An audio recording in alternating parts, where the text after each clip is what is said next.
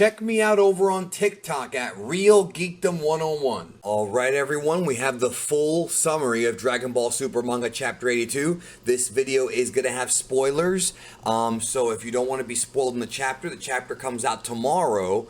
It's coming out early this month, so it will be out tomorrow on the Shonen Jump app as well as Viz. And Saturday, I will be doing, well, first of all, yeah, it's coming out tomorrow, so you'll get it then, but this is the full recap of what happens, the full summary. I will have my review for the chapter up tomorrow as well in the morning. And then Saturday, this coming Saturday, so in 2 days, I'll be streaming live here on Geekdom 101 discussing this chapter. And make sure you join me.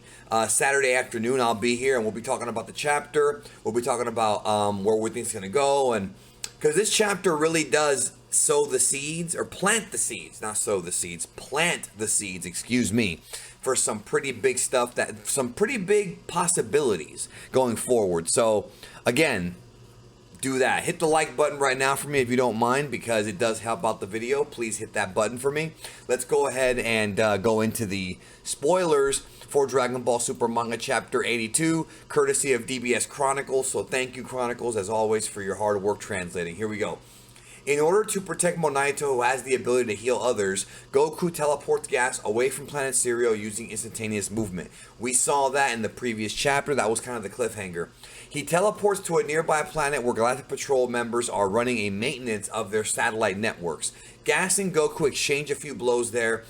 Then Goku teleports to another planet where we see the referee and singer from the Universe 6, Universe 7 tournament. So that's a good little throwback, a little cameo, nothing too crazy. Goku then teleports to Monaka's planet, which is awesome, by the way. We haven't seen Monaka in a long time. And Gas, who followed him there, becomes unable to move for a while after Monaka pours down cement on him. That was all played up for comedy, and it's good to see that there. Goku tells Gas to wash himself in the water. I guess he forgot to put the water from the river. All right, the grammar's bad here, but of course, we're talking about, like, it's hard to translate things, but let me do it again. Goku tells Gas to wash himself in the water from the river nearby, and that they can continue their fight after that. Gas attacks on Goku, but Goku teleports to the Galactic King's bathroom. Gas falls into his bathtub. Goku makes fun of him. So the early part of this chapter is played up for laughs. Some people are probably wondering if it's a good idea to do that when this fight's getting so serious, but I don't think it hurts the fight, in my opinion. I think it's still gonna, it'll still work, is what I'm trying to say. You know, I don't think it's a big deal. But there's other things in this chapter that are definitely polarizing. This is one of the most polarizing chapters that Toyotaro's ever written, because there's gonna be quite the uproar over some of the decisions, that he made in this chapter.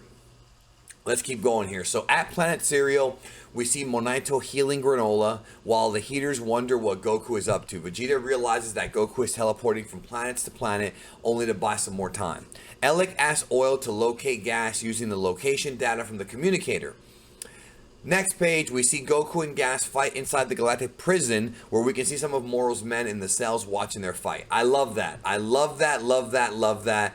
That is how you use cameos properly, I think, to give us a throwback to kind of connect the universe a bit more. You know what I mean? Does it make the universe seem smaller? Maybe, but it's not like I don't think it hurts the story. Moro's minions take some time, but finally recognize the little Gas from the Heaters group. So they know. That tells me that the Heaters were known by all these criminals, and that to me is interesting. Remember, the OG 7-3 stuff tied into the previous arc, and this kind of continues that tie-in, you know? Now, this is interesting. It says they offer Gas help to defeat Goku if he releases all of them, but Gas denies help from Sagambo's men. I mean, what are they going to do against Goku, bro? Like, Goku might not be at max power. He's probably tired from the fight, but what are they going to do? Come on. What are they going to do? You know, what are they going to do? So Sagambo's men start making fun of how Gas pissed his pants when he had first met them. Damn, bro. They're just humiliating Gas at the beginning of this arc, dude. I'm sorry, the beginning of this chapter, bro. Like, this is crazy. Gas tells them that never happened, but they continue to make fun of him. Big brother, help me. I'm scared is what Gas said when he met them, according to Sagambo's man, the bear who fought Krillin. Goku too joins them and asks Gas, "Oh really, is that true, Gas?" Gas shouts in anger that he didn't get scared of them earlier. It was just that he couldn't hold it any longer that day, and so it leaked. All right. Again, it's polarizing because is this really the right time to say this? Again, it does fit in with Toriyama's humor, but I don't know, man. It's also not as clever as Toriyama, the way he used to write his humor, in my opinion. Let me know in the comments down below, y'all, if you think that them humiliating Gas at the beginning of this chapter was good or bad. I want to know your thoughts, because I'm kind of wondering what the community's going to think about this. Gas shouts in anger. Okay, Gas shouts in anger that he didn't get scared of them earlier. It was just that he couldn't hold it in any longer that day. Okay, I read that part already. Oil locates Gas at the Galactic prison, but Goku and Gas teleport to another place again. Goku tries to turn Gas against Alec by saying, "Do you always follow your brother's orders? You're the strongest, so why don't you just do whatever you want?" Great point by Goku. No argument there. Page 2. Gas fires a barrage of ki blasts at Goku and says that whatever he is today is all thanks to Alec, which is true. Alec did make the wish to make him stronger, so there is that. Goku is amazed to see Gas's huge respect for his older brother and asks him if it's okay to have such blind faith in him. Well, we all know that Goku's older brother wasn't really the nicest guy in the world. I mean, he did try to kill Gohan at one point, so or threatened to. He threatened to kill Gohan. So I mean, it's not the same thing. I almost got killed by my older brother a long time ago, so better be careful, says Goku. So they do bring up Raditz. Gas is pissed.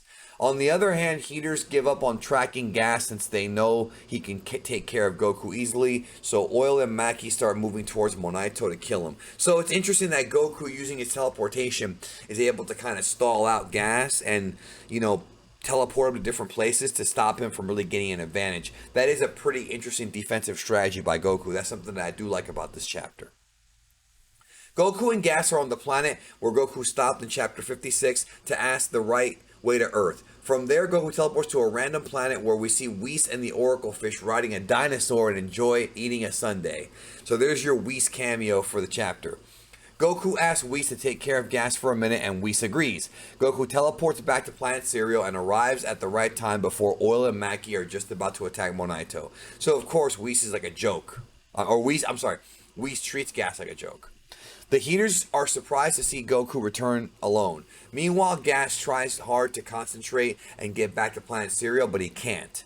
He then asks Whis for directions and decides not to use instant teleportation and flies in that direction in space.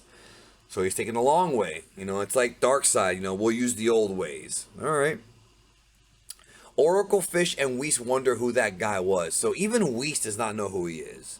And that's interesting because Whis knows everything. But he doesn't know who Gas is. So does he know who Alec is? Well, how much does Whis really know? Oatmeal in a new robotic body and flying car. Yeah, I love Oatmeal here. He's freaking awesome. Has rescued Vegeta and now come to take Goku, Granola, and Monaito back to Monaito's place. The Heaters just watch them get away. Maki asks Alec if she should release her instincts as well and fight Goku.